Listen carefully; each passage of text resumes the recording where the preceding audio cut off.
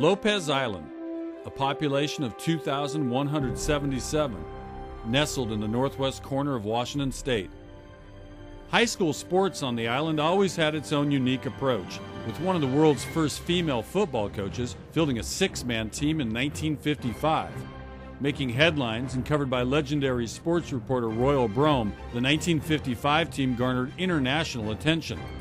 But in 1956, football on Lopez Island was canceled because there simply weren't enough players to consistently field a team. And so the program took a timeout for nearly 50 years. But in 2004, a few of the players from the 1950s still living on Lopez began to float the idea of bringing a team back, to give the kids and the parents a taste of what memories from the Boys of Fall can do for a community. Pulling together a team, uniforms, and a lot of spirit, the Lopez Lobos were resurrected as a B8 team. They took their licks in the first few seasons, as any new team would. As the seasons progressed, so did the Lobos, building confidence and wins. But when you play B8 football in a town with just 2,000 people, every team member matters.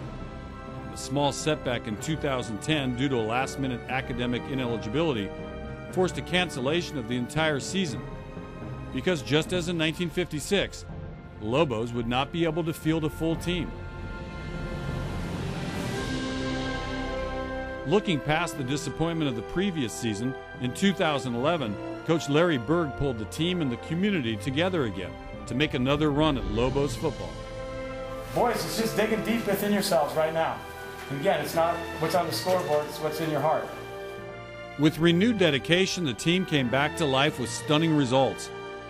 They recorded an undefeated regular season, 9 consecutive wins, and were crowned Pacific Coast League B8 champions. But it's how the boys played during this time that defined who they were and what their community stood for.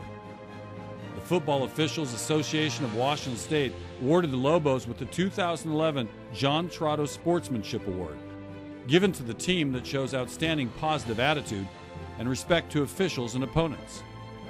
But as the final game of the season approached and the boys were doing their part to give Lopez something to cheer for, their community was stepping up as well. Searching the country, the football boosters, led by Deanna Brandt, found a used scoreboard at a high school in Oklahoma. They raised the money necessary, purchased the scoreboard, and sent island local Jay Brandt and his son Anchor on a 4,000-mile cross-country road trip to pick it up and drive it back to Lopez. They promised to get the scoreboard up by the final game, and nothing was going to stand in their way. Volunteers rewired, repaired, and painted over the scoreboard at a local automotive repair shop, then transported it to the island.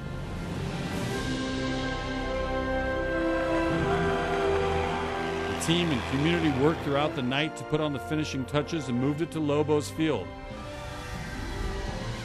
where it would be planted permanently in the ground on the day of the Lobos' final 2011 game. The Lobos finished out their championship season with a win under the lights of the new scoreboard, a now permanent testament to a storied season that brought football back to life on Lopez, inspired by those who played the game here a half-century ago.